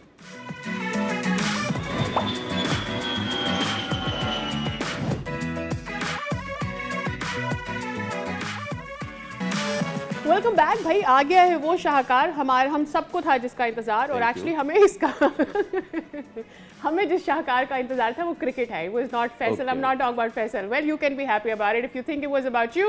एनीवेज, और इस T20 वर्ल्ड कप से पहले ही सब कोई बात कर रहे थे पीएसएल की, क्योंकि पीएसएल की खबरें भी चल रही थी। तो फाइनली पीएसएल इज हियर। बीच में रीजनल इंस्टेबिलिटी की वजह से भी समझा जा रहा था कि क्या पीएसएल को आगे ले जाया जा सकता है, but then finally it has decided PSL हो रहा है। PSL 11 is going to happen very much in Pakistan. जी हाँ, ये इवेंट जैसे कि साथिया ने बताया कि ज़ेर असर मुख्तलिफ हालात हैं इसके जिस पे होने जा रहा है, तो कुछ बड़े फैसले हुए हैं।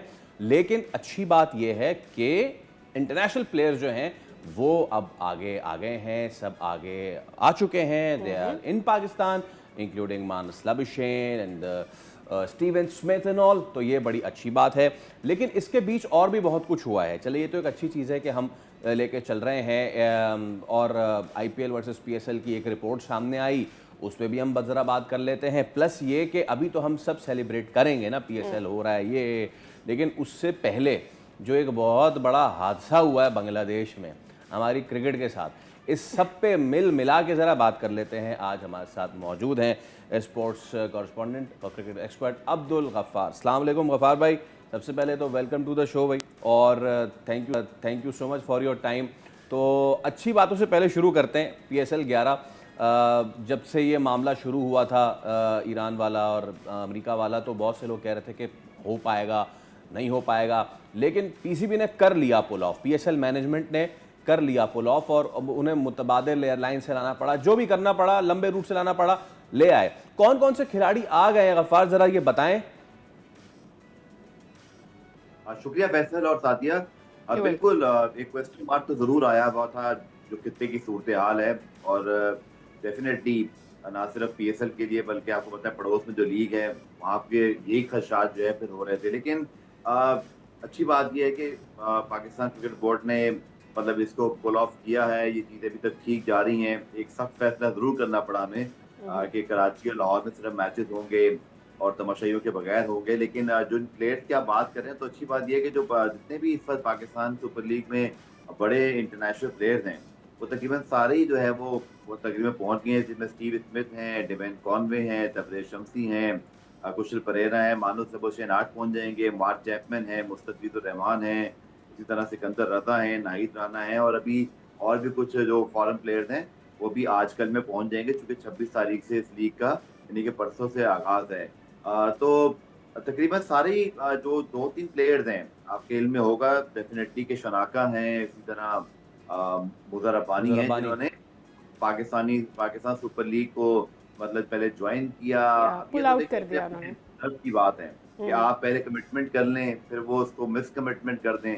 और आपको याद होगा कार्बन बॉश ने भी ये हरकत की थी लास्ट ईयर, फिर उन पे जो है वो बैन लगा था, तो मोहसिन नकवी साहब ने इसकी तरफ ऑलरेडी इशारा कर दिया। लेकिन कमोबेश आप कह लीजिए कि 90% खिलाड़ी जिन्होंने पाकिस्तान सुपर लीग के हवाले से कमिटमेंट की थी, सिवाय उन खिलाड़ियों के जिन्होंने कोई इंजरी का इशू है या एक आध और किसी का पर्सनल रीजन है, तकरीबन बड़े खिलाड़ी एडम दम्पा भी अभी आने वाले हैं, डेविड वार्नर भी हैं, so we have lot of Australian players this time around.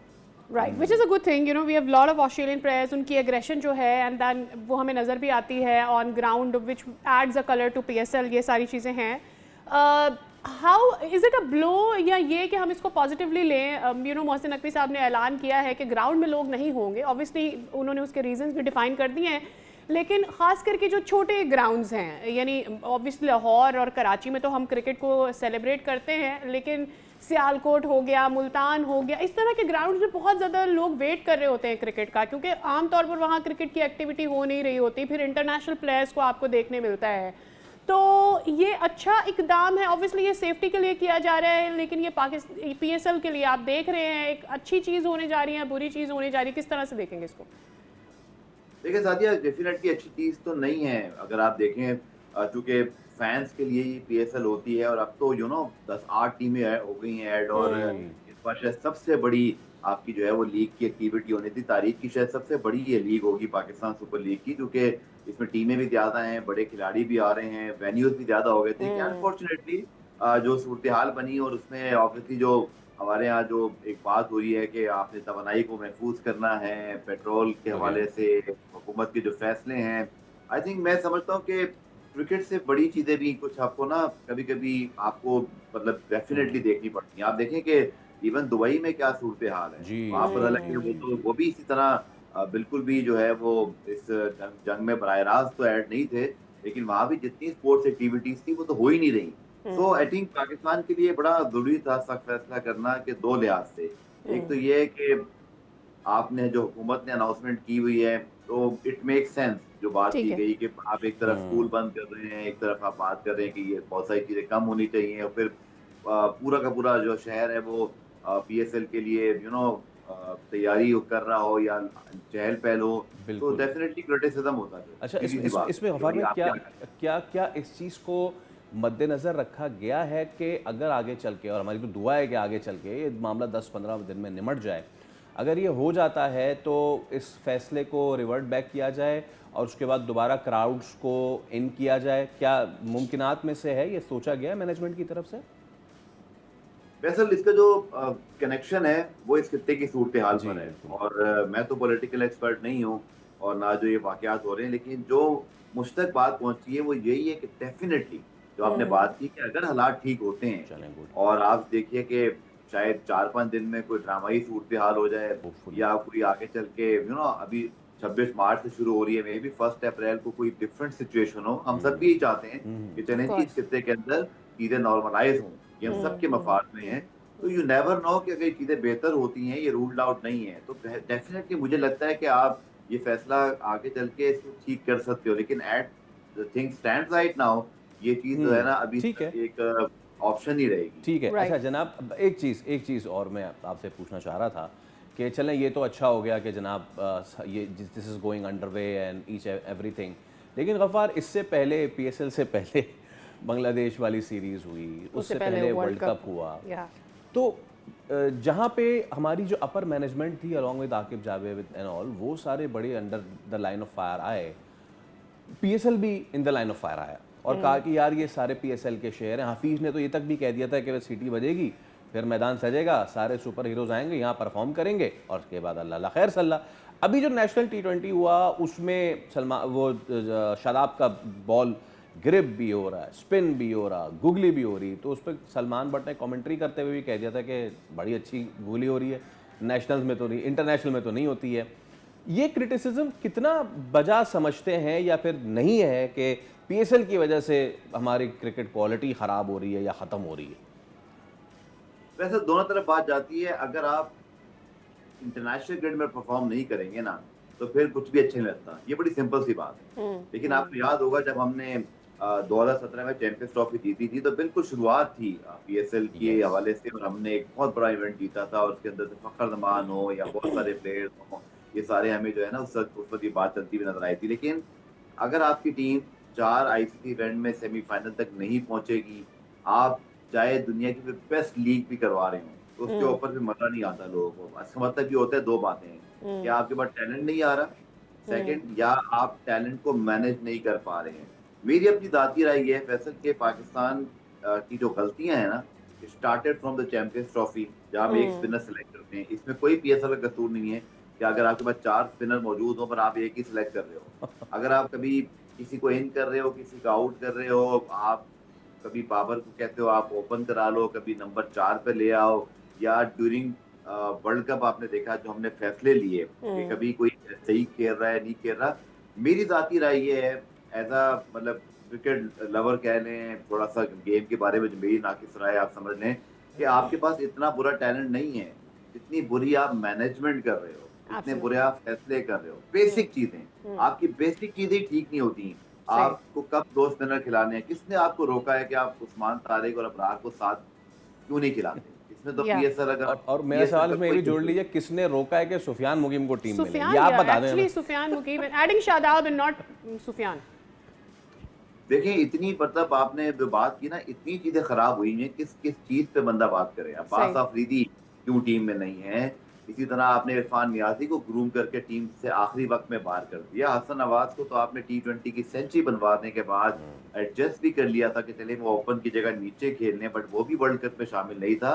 तो मुझे ऐसे लगता है कि जैसे एक तो मुस्तकिल मिजाजी नहीं है और दूसरा बहुत जल्दी बड़े फैसले करने के जानिब हम पैनिक बटन दबा देते हैं। यानी कि फौरन से पहले हमें पहले एशिया कप में आपको याद है बाबर को ड्रॉप कर दिया, फिर आप वर्ल्ड कप में उसको नंबर 4 पे भी खिला रहे हैं, फिर आप मोहम्मद रिजवान को बाहर कर रहे हैं, बट आपको ये नहीं पता कि आपका जो बेस्ट विकेट कीपर है वो उसकी अपनी जगह पे टीम में बनती है नहीं बनती। तो ये बहुत सारे फैसले हैं जिसका मैं इन सबसे गफ्फार मुझे ये बताइएगा कि इन सब से पीएसएल पे क्या इफेक्ट पड़ा है? बिकॉज मैं और फैसल, जब हम लोग इससे पहले भी मैं और फैसल खेल का जुनून होस्ट कर रहे थे और बार बार हम ये कह रहे थे कि यार पाकिस्तान कुछ कर जाए, पाकिस्तान एटलीस्ट एलिमिनेटर्स तक पहुंच जाए। अगर ये नहीं होगा तो कहीं ना कहीं पीएसएल भी लोगों का इंटरेस्ट कम होगा। We as a fans were thinking कि यार, उसके बाद हम बांग्लादेश के अगेंस्ट भी जिस सीरीज में हमारी परफॉर्मेंस रही है, सो जितना गंदा आप खेल रहे होते हैं फैंस डीमोटिवेट होते हैं। और पीएसएल में किसको देखने आ रहे हैं? सिर्फ इंटरनेशनल प्लेयर्स को तो नहीं देखने आ रहे ना, आप अपने जो लड़के हैं उनकी भी परफॉर्मेंसेस देखना चाहते हैं ना। तो कितना ज़्यादा इसने पीएसएल की अपनी फैन फॉलोइंग को हर्ट किया है, ये सारी जो पाकिस्तान की परफॉर्मेंस रही है? सादिया, वैसे मैं ये कहूंगा कि पीएसएल की फैन फॉलोइंग तो शायद चले कॉम्प्रोमाइज हो ना हो, लेकिन जो सबसे बड़ा ड्रॉबैक है ना वो ये है कि जब आप इंटरनेशनल क्रिकेट में परफॉर्म नहीं करते, और एक वो कहते हैं ना जैसे हमारे यहाँ एक क्रिकेट में बात मशहूर है कि winning and losing is the habit, इसी तरह आपकी क्रिकेट की लेगेसी भी आपकी परफॉर्मेंस से बनती है। अगर आप एक इंटरनेशनल बड़ी टीम हो तो आपके डोमेस्टिक में लड़का भी जो है ना सीना तान कर खेल सकता है। उसको पता होता है कि मेरे पास जो मेरी लेगेसी है, मेरी जो टीम है वो वर्ल्ड बीटर है। तो उसके अंदर भी एक अलग ही स्पार्क नज़र आता है और ये पूरा इनहेरिट होता है मेरे ख्याल में कि जब आपका पूरा सिस्टम उससे इंस्पायर्ड हो। अच्छा, ये उसका उलट है, अगर आप परफॉर्म ही नहीं कर रहे, आपके बड़े नाम भी परफॉर्म नहीं कर रहे, आप बहुत अरसे से कुछ जीत नहीं पा रहे हो, बिलीव मी कि मुझे लगता है कि फिर ये चीज़ आपके ना सिस्टम में नेगेटिवली सराइज कर जाती है और फिर आप एक मीडियोकर किस्म की जो अप्रोच है उसका शिकार हो जाते हो। तो मुझे बहुत ज़रूरी लगता है कि पाकिस्तान को कोई बड़ी परफॉर्मेंसेस रिसेंटली अब आगे चल के करनी पड़ेगी। अभी आप पीएसएल की शायद फैन फॉलोइंग तो खैर अब तो बिल्कुल ही डिफरेंट सिचुएशन हो गई ना, क्राइसिस वाली है कि आपके इतने फैन आ ही नहीं रहे। बट मैं ये समझता हूँ कि जितनी मेहनत की गई है 10 साल में इस ब्रांड को बनाने में, अच्छा इसमें फैन पॉइंट ऑफ व्यू भी शामिल कर लें, इसमें कमर्शियलिज्म भी कर लें, पैसा जितना आया है वो भी कर लें। लेकिन मैं ये भी ज़रूर बोलूँगा कि फैन कब तक आपको एक्स्ट्राऑर्डिनरी सपोर्ट करेंगे। बिल्कुल सही एक दिन बात। वो सोचेंगे भाई कि आपकी टीम तो आप इंटरनेशनली कुछ जीतती नहीं है, तो फिर आपके पास स्टार भी नहीं रहे, तो फिर वो आहिस्ता-आहिस्ता मुझे लगता है कि खिंचना शुरू ना हो जाएँ। तो बहुत ज़रूरी है कि हमारे जो इंटरनेशनल परफॉर्मेंसेज़ हैं, वो बहुत अच्छी हो, वरना जिस खदशे का आप इज़हार कर रही हैं, वो बिल्कुल जो है वो सर पे खड़ा हुआ है। क्योंकि फैन आखिर में कम्पीट करने के साथ-साथ कंपैरिज़न भी करता है कि दुनिया की बाकी टीमें क्या कर रही हैं, और हम क्या उनकी कर लीग रहे हैं। का क्या फ़ायदा नुकसान हो रहा है। बट हमारी टीम ऑब्वियसली पिछले 3-4 साल से तो बिल्कुल मायूस कर रही है और इसका डेफिनिटली पीएसएल के ऊपर असर आएगा और जी। पीएसएल को हमें इससे बचाने के लिए इंटरनेशनली जीतना पड़ेगा। अच्छा गफ्फार भाई, अब कोर्स। ये सीन है कि चलें, वो जो तलातुम आया था, तूफ़ान आया था, टीम का नाम ये कर दिया, टीम का नाम वो कर दिया, फिर टीम आगे पीछे हो गई, फिर किसी ओनर के पास देने के लिए पैसे नहीं थे, वो बैक ऑफ हो गए, बहुत सारी चीज़ें हुई। लेकिन उस सारे तूफ़ान से हट के अब फाइनली अब 2 दिन बाद ये पीएसएल होने जा रहा है। एक स्पोर्ट्स एक्सपर्ट के तौर पे क्या एक्सपेक्टेशन है इस बार आपकी? क्योंकि पिछले साल आपको पता है कि बहुत मामला डल हो गए थे, बीच में इंडिया पाकिस्तान वाला मामला आ गया था, तो लोगों का जो फोकस था वो भी बहुत ज़्यादा हट गया था उससे। क्या एक्सपेक्टेशन है इस बार पीएसएल 11 से, जब ये कहा जा रहा था कि this is going to be bigger, better, सारी चीज़ें क्राउड वाला चीज़ हटा के क्या है तवक्कुआत इस बार की पीएसएल से? अगर पीएसएल से मजबूरी तौर पे अगर आप मुझे मेरी तवक्कुआत का जो है वो मतलब पूछ रहे हैं, तो वैसे जो आपने बात की ना, मैं सिर्फ उसको थोड़ा लिंक करूंगा कि जब तक ये लीग होम एंड अवे पे कन्वर्ट नहीं होगी ना, यानी कि 8 की 8 ओह टीमें यस, पहले होम खेलें और फिर उसके बाद एक दूसरे यस, के खिलाफ अवे खेलें, तब तक जो है ना मजा नहीं आएगा। लेकिन राइट। चूंकि क्राउड ही नहीं आ रहा, तो चलें इस फैक्टर को थोड़ा सा हम अब होल्ड करके क्रिकेट राइट। के हवाले से बात कर लेते हैं। जो चलो। मोस्ट इंपॉर्टेंट चीज है वो ये है कि एक चीज हमें जरूर पता है कि पहले हमारे पास 6 टीमों में 6 लड़कों को चांस मिलता था हर मैच के अंदर। हमारे पास जो है वो मतलब बहुत ज़्यादा जो है वो टैलेंट जो है वो निकलता था, हमें नज़र आता था। अली रज़ा नज़र आए, हमें साइम भी परफ़ॉर्म करते इसी लीग से नज़र आए, हमें बहुत सारे टैलेंट मिले। वो अलग बात है कि हम उसको आगे चल के सँभाल पाते हैं, नहीं पाते, ये एक अलग बहस है। लेकिन अब 8 टीमें हैं। मुझे लगता है कि यंगस्टर्स को बहुत ज़्यादा अपॉर्चुनिटी मिलेगी, क्योंकि आपके पास अब 8 लड़के तो कम से कम नए खेल रहे होंगे और ये राइट। बहुत ज़रूरी है कि आपके सिस्टम में नया लड़का आए और वो इस लेवल पर आके परफ़ॉर्म करे। दूसरा देखें, मैं समझता हूँ कि मुझे हैरत भी है, सादी और फैसल इंशाल्लाह इस पे आगे चल के भी हम डिटेल में बात करेंगे कि स्टीव स्मिथ, अगर आप बात करते हैं डैरेल मिचेल की, मार्क चैपमैन की, डिवेन कॉनवे, ये बड़े नाम है। खासतौर पे या। स्टीव स्मिथ दुनिया का इस वक्त सबसे बड़ा खिलाड़ी है, क्योंकि टेस्ट फॉर्मेट और वनडे का वो एक जायंट है। उससे कितना सीखने को मिलेगा और मुझे बड़ी हैरत होती है कि आईपीएल में बहुत सारे पैसे जो है ना बहुत अजीब तरह से खर्च होते हैं, जिसके अंदर वो बहुत सारे प्लेयर्स आप देखें ना उठा लेते हैं जिनकी बड़ी वैल्यूज बनती है। लेकिन अभी आप देखें ना जिस तरह उन्होंने कैमरून ग्रीन को उठाया है, मुझे तो समझ नहीं आती कि मतलब कितना पैसा उसको आप दे रहे हो और उसकी वजह से मुझे लगता है वो ऑलरेडी परफॉर्मेंस नहीं कर पा रहा, उस पर बोझ आ गए हैं। बट हमारे लड़कों के लिए ये बड़ा अच्छा है कि स्टीव स्मिथ, मानस लबोशेन कप्तानी करेंगे और मानस लबोशेन के पास एक बहुत बड़ी अपॉर्चुनिटी है कि वो अपने आप को जो है ना प्रूव करेंगे। वो भी टी20 का एक बड़ा एसेट है ऑस्ट्रेलिया के लिए भी। इसी तरह आपको याद होगा टिम डेविड, लिविंगस्टन और बहुत सारे प्लेयर्स आकर, शर्फेन रदरफोर्ड, ये सब परफॉर्म करते रहे पीएसएल में और बाद में आईपीएल ने उनको पिक किया। तो मुझे तो राइट। अभी से मुझे लगता है कि जो स्टीव स्मिथ या लबोशेन, या आप देखिएगा अगर इस साल ये परफॉर्म कर गए तो मुमकिन है, ये बड़ी आश और बिटर ट्रुथ है हमारे लिए कि कहीं अगले साल ये हमसे छिन ना जाए, क्योंकि फिर ये पहले से पहले ऑप्शन हो जाएगा और आईपीएल भी नहीं ना ले जाए। बट मुझे लगता है कि एक राइट। तो 8 लड़कों को जूनियर लेवल पे जो चांस मिलेगा, जूनियर लड़कों को और दूसरा इतने बड़े नामों के साथ जब आप खेलोगे तो राइट। आपकी क्रिकेट बेहतर ही होती है।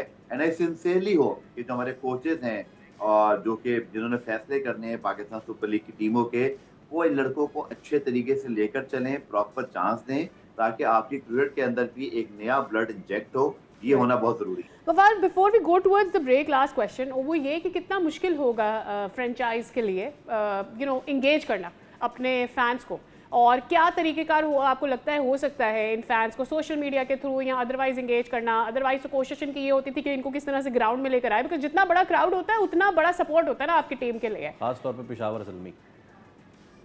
अब बिल्कुल देखें, मैंने वो कोविड वाली पीएसएल भी कवर की, ओ उसका या फाइनल भी कवर किया, कराची में हुआ था। एंड बिलीव मी, इतनी मतलब जबरदस्त फाइनल हुआ था, इतना शोर शराबा खिलाड़ी कर रहे थे, लेकिन कोई मजा नहीं आया। मैं बिल्कुल स्ट्रेट फॉरवर्ड बात करता हूँ कि हमें वहाँ ग्राउंड में बैठ कर चाहे खिलाड़ियों को भी बहुत कमी महसूस होगी, क्योंकि खिलाड़ी भी चाहता है कि उसको ना सपोर्ट मिले, और फैन चाहते हैं कि वो आकर अपनी लीग को देखें। एक चीज तो देखें, हम जानते हैं कि ये हमारा वाहिद इंटरनेशनली मतलब कहते हैं ना, रिकग्नाइज होने एक वाला एक माना बड़ा हुआ इवेंट है रिकॉग्नाइज यार। का ग्लोबल ब्रांड है, Yeah. और उसको भी लोग देखते हैं। लोगों के अंदर एक जुस्तजू है, तजस्सुस है, पीएसएल को आके देखते हैं, बड़े स्टार्स आते हैं और इसको सपोर्ट करते हैं। सो मजा तो देखिए नहीं आएगा अनफॉर्चुनेटली, लेकिन क्या करें, जैसे मैंने शुरू में कहा था कि कुछ चीजें क्रिकेट से बड़ी हो गई हैं इस वक्त। Yeah. खित्ते की जो सूरत हाल है, उन सबको दुआ करनी चाहिए, क्योंकि ना सिर्फ क्रिकेट बल्कि अगर आप देखें पूरी मिडिल ईस्ट के अंदर आपकी जिंदगियां जो है वो इस वक्त खतरे में लोगों की हैं। इसी तरह Of बहुत course. सारी चीजें हैं। ठीक है, हमारे यहाँ तो उसको लिंक किया गया, अल्हम्दुलिल्लाह पाकिस्तान में ऐसी कोई सूरत हाल नहीं है, हम सब अपनी मामूल की जिंदगी गुजार रहे हैं। बट अल्टीमेटली उसका इफेक्ट हमारे तक भी पहुंच गया। आपको ये फैसला हम्म। लेना पड़ा, उसमें पेट्रोल या आपकी जो एनर्जी है सेक्टर है उसको मद्देनजर रखते हुए। बट दुआ करते हैं, मेरा अपना भी ख्याल है, कुछ फाइट्स भी ऐसी हैं कि जहां जैसे ही हालात ठीक होते हैं, Hopefully. डेफिनेटली पीसीबी वापस अपने फैंस की तरफ जाना चाहेगा, और ऑलराइट, जाने की उनकी प्लानिंग भी मौजूद है। चलें, बहुत शुक्रिया। अब्दुल गफ्फार हमारे साथ मौजूद थे, और 11 शुरू होने में बस अब 2 ही दिन रह गए हैं, तो एक्साइटमेंट लेवल है भी, लेकिन फैंस नहीं आ पाएंगे। तो तमाम तर वो फैंस जो कि पीएसएल का करते हैं इंतज़ार पूरा साल, वो दुआ ये करें कि बस मामलात सियासी हल हो जाएं, ताकि एक बार फिर वो ग्राउंड का रुख करें। अभी तक के लिए आप जो है वो अपने मोबाइल्स और टेलीविजन पे ही ये मैच ओ या, देखें। और अगर आप एनालिसिस देखना चाहते हैं तो प्लीज जॉइन अस रात 11:03 पर खेल का जुनून में फैसल, और हमारे साथ होंगे 26. तनवीर अहमद, और उनके साथ मौजूद होंगे Abdul Ghaffar. That was the surprise that Faisal was keeping from you. Well anyways, it's all out. तो यहाँ पे ले रहे हैं हम breaks. We'll see you across.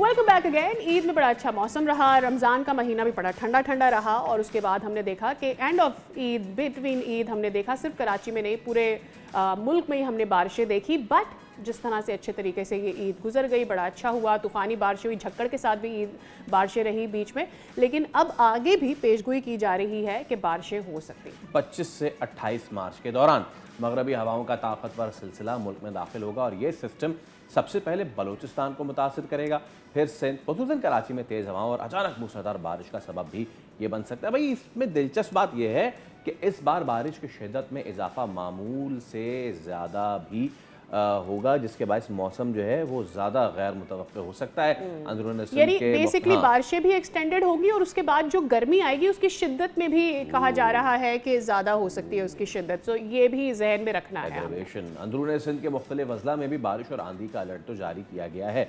तो ताज़ा तरीन सूरत हाल क्या है, बात कर लेते हैं। तर्जुमान महकमा मौसमियात अंजुम नज़ीर हमारे साथ मौजूद हैं। अंजुम नज़ीर साहब, अस्सलाम वालेकुम, बहुत शुक्रिया आपके वक्त के लिए। सर, बिलेटेड ईद मुबारक, लेकिन चलें चौथे दिन की मुनासबत से बहुत बहुत आपको। अंजुम साहब, हमने देखा कि पहले ही दिन नमाज से पहले बेहतरीन बारिश हुई कराची में, लोगों ने इसको बड़ा इन्जॉय किया।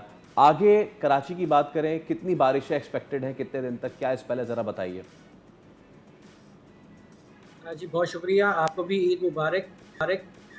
देखें जी, मगरिबी हवाओं का एक और सिलसिला जो है ये 24 मार्च की शाम रात गए से मुल्क को मुतासर करेगा, जो तवक्को है कि 30 तक मुल्क में बरकरार रहेगा। इस दौरान अगर हम सिंध और कराची की बात करते हैं तो 25, 26 और 28, 29 तारीख को सिंध के अक्सर शहरों में जो है वो गरज चमक तेज़ हवाओं के साथ बारिश का इम्कान है। जिसमें झालाबारी भी हो सकती है। और अगर हम कराची की पर्टिकुलर बात करें तो कराची में एक्सपेक्टेड रेन जो है वो 26 तारीख को है या फिर 28 तारीख को नज़र आ रही है। तो इस दौरान जो है 1 से 2 स्पेल हो सकते हैं। सही। अच्छा, इस दफ़ा हमने ये भी विटनेस किया कि गर्मियाँ थोड़ी डिले हो गई हैं, वरना अप्रैल शुरू होने से पहले तक तो वो ड्राई गर्मी बहुत ज़्यादा हो रही थी। बाहर तो हमने तकरीबन स्किप किया, ख़ास करके अगर हम सिंध और बलूचिस्तान, ये border areas of Sindh and Karachi जितने भी हैं उनको हम देखते हैं। इस दफ़ा हमने बाहर भी एक्सपीरियंस कर ली, गर्मी भी थोड़ी देर से आई, लेकिन अब ये खदशा जाहिर किया जा रहा है कि जब गर्मी आएगी तो उसकी शिद्दत ज़्यादा होगी। क्या ऐसा है? देखें, नॉर्मली फरवरी के जो हमारे इस साल के जो दर्जे हरारत से थे वो मामूल से काफ़ी ज़्यादा रहे, क्योंकि फरवरी ऑलरेडी ठंडा होता है तो इसलिए गर्मी लोगों को उस तरह से महसूस नहीं हुई। ताहम अगर हम अपने एवरेज से जो हमने अपने दर्जे हरारत को कंपेयर किया तो वो तकरीबन 3 से 8 या सम एरिया में 9 डिग्री जो है वो मामूल से ज़्यादा रहे। यही हाल स्टार्ट ऑफ मार्च में था कि जो हमारे दर्जे हरारत थे वो मामूल से ज़्यादा थे, जिसका इम्पैक्ट हमने ये देखा कि जो आने वाले रेनी स्पेल्स थे उनमें हवाओं की शिद्दत बहुत ज़्यादा थी। ये सिलसिला जो है जो बारिश का पाकिस्तान में जनवरी फरवरी में हमें नज़र आता था वो हमें लेट नज़र आ रहा है, मार्च अप्रैल में नज़र आ रहा है। और आने वाले अप्रैल के दौरान भी जो है वो ये बारिशों के 2 से 3 सिलसिले मुल्क को मुतासर करेंगे, जिसमें तवक्को है कि सिंध में भी उसका कुछ ना कुछ कंट्रीब्यूशन होगा। इस वक्त अगर हम ग्लोबल पैरामीटर्स की बात करते हैं तो जो जिसको हम एनसो कहते हैं, जो अल नीनो नालिना का इम्पैक्ट होता है, तो इस वक्त वो न्यूट्रल फेज में है। और न्यूट्रल फेज जब होता है तो पाकिस्तान में मामूल के मुताबिक बारिशें होती हैं, जिस तरह के हम पैटर्न्स देख रहे हैं यही पैटर्न्स होते हैं। ताहम इस बात की तवक्को नज़र आ रही है कि आने वाले टाइम में ये अल नीनो की तरफ जा रहा है और अल नीनो भी एक स्ट्रॉन्ग फैक्टर होगा, जिसमें जो इक्वेटोरियल पैसिफिक है उसके दर्जे हरारत मामूल से ज़्यादा होते हैं। उसका इम्पैक्ट हम पर ये आता है कि हमारी जो समर मॉनसून रेनफॉल्स होती हैं वो सप्रेस हो जाती हैं, और अगर हमारी रेनफॉल सप्रेस होती हैं तो ऑफकोर्स सी बात है कि दर्जे हरारत बढ़ेगा और हमें लेट टाइम तक जो है वो गर्मी को बर्दाश्त करना पड़ेगा। अंजुम साहब, थोड़ा सा मौसम की और ज़रा बात करें। पंजाब में क्या सूरत हाल रहेगी और अपर एरियाज़ में क्या सूरत हाल रहेगी बारिश की, ज़रा ये पहले बता दीजिए। देखिए, जैसा कि ये बताया कि 24 तारीख से ये सिलसिला मुल्क के मगरबी इलाकों में दाखिल होगा, तो इसका इम्पैक्ट ऑफ कोर्स सी बात है कि मुल्क भर में आएगा। और इस दौरान जो है वो 25-26 तारीख को जो है वो और 28 से 30 तारीख तक जो है वो पंजाब बशमूल इस्लामाबाद के अक्सर इलाकों में जो है वो गरज चमक तेज़ हवाओं के साथ बारिश के इम्कानात हैं।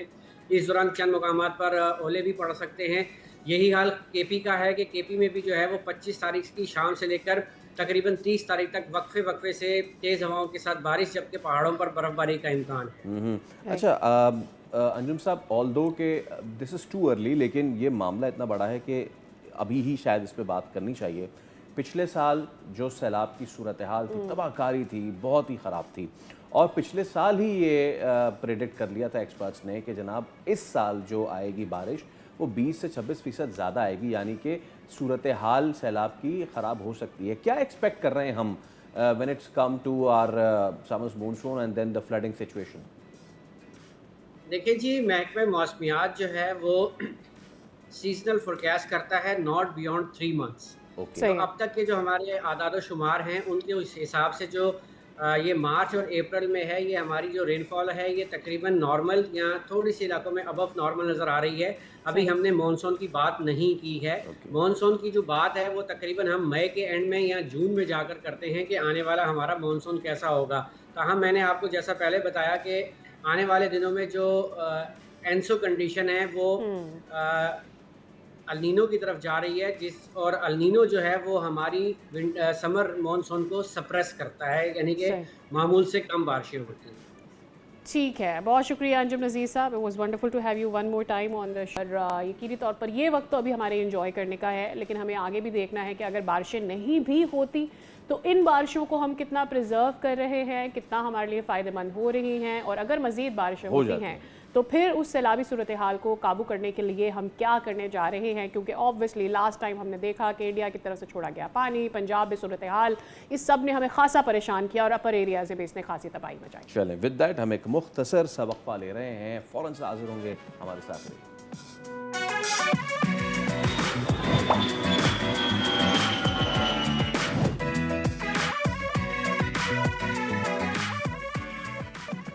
Welcome back. ब्रेक से पहले हम बात कर रहे थे बारिशों की, और जब बारिशों की पेशगोई होती है, खास करके जब कराची में होती है, तो हमें परेशानी ये लाहक हो जाती है कि कराची में बारिशें क्या मसाइल भी लेकर आ सकती हैं।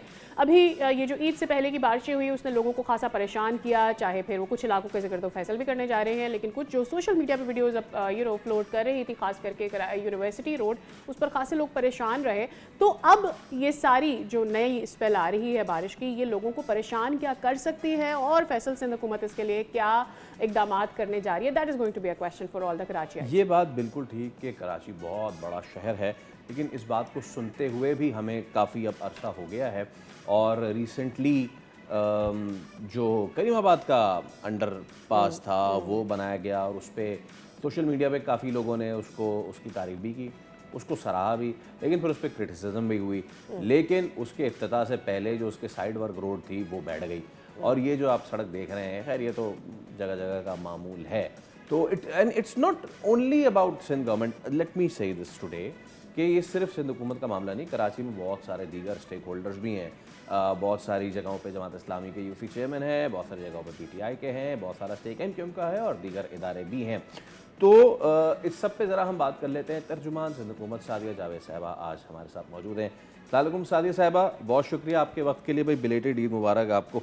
ईद में तो बात नहीं हो सकी, लेकिन चलिए इसी बहाने सादिया साहिबा, बारिशें हुई हैं कराची में ईद वाले दिन भी, और अब दोबारा से स्पेल जो है वो एक्सपेक्टेड है 25 से 28 तक। क्या तैयारियां हैं, सबसे पहले तो ये बताइए।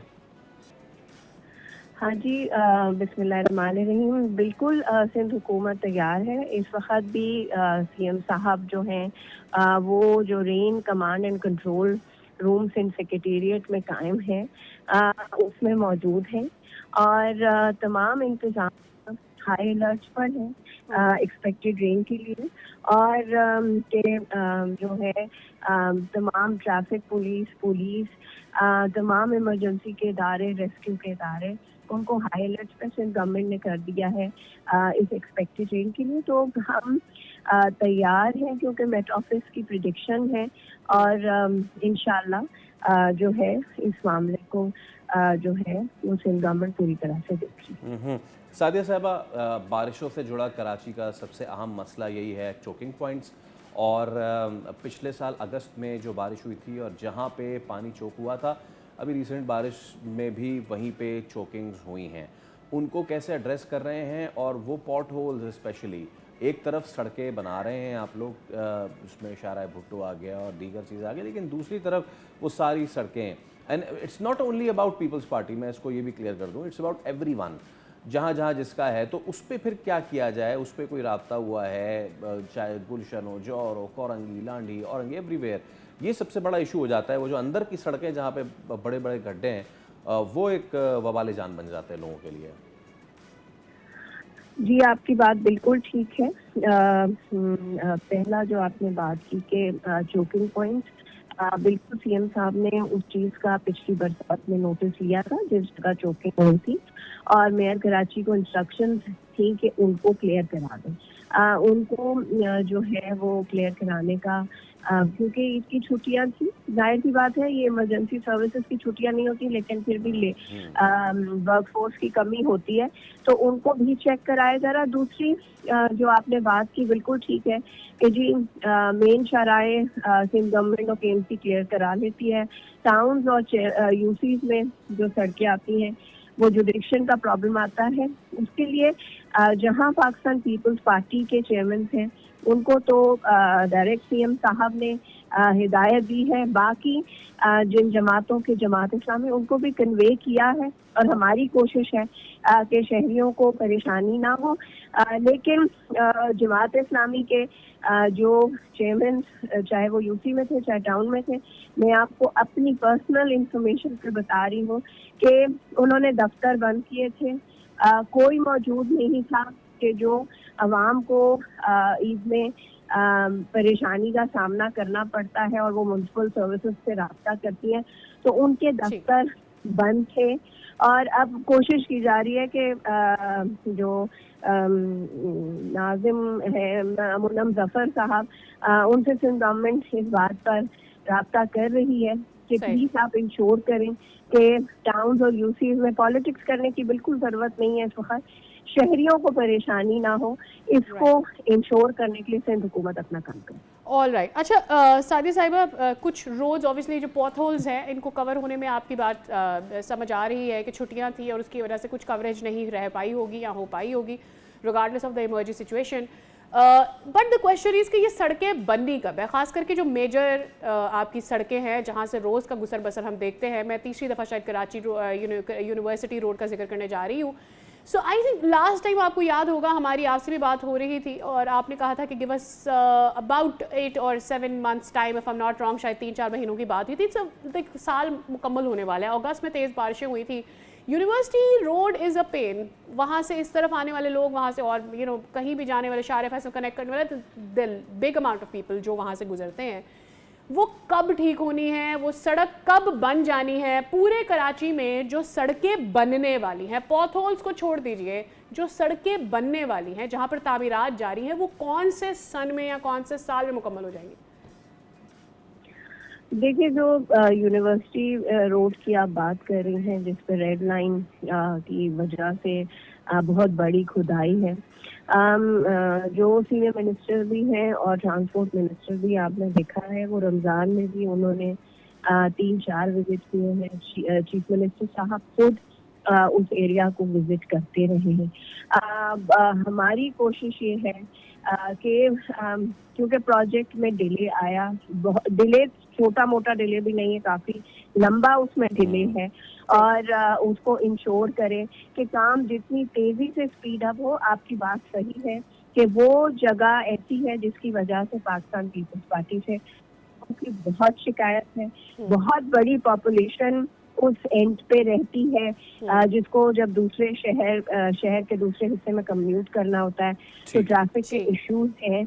आई पर्सनली फील लेकिन के लोगों को बहुत तकलीफ है, लेकिन इस पर ट्रांसपोर्ट मिनिस्ट्री रैपिडली काम कर रही है एंड आई एम श्योर कि बहुत जल्द काम होगा। ऑलराइट, बहुत शुक्रिया सादिया जावेद साहिबा, तर्जुमान सिंध हुकूमत, हमारे स्क्यूर अपने मौक़िफ़ से हमें आगाह कर रही थी। वेल, शो के इख्तिताम का वक्त हो रहा है, लेकिन उससे पहले देखिए, एक जैसे कपड़े का मशहूर जुमला आपको याद होगा।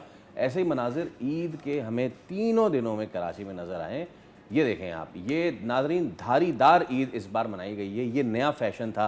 सादिया, क्या आप लोग ख़वातीन जो है वो नया फ़ैशन ट्रेंड लाएंगी जो इस बार कराची के मर्द लेकर आए हैं? ज़बरदस्त। And to be very honest, Karachi में हम देखते हैं कि बहुत रेयरली ऐसा होता है कि लोग एक जैसे कपड़ों में आपको दिख जाएं। आपको लाहौर, पंजाब में ऐसा ज़्यादा दिखता है।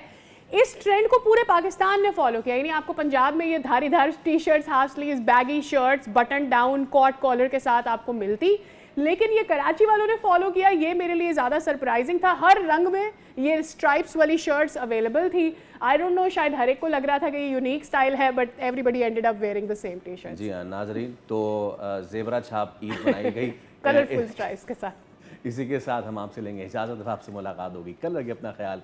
अल्लाह हाफ़िज़। बाय।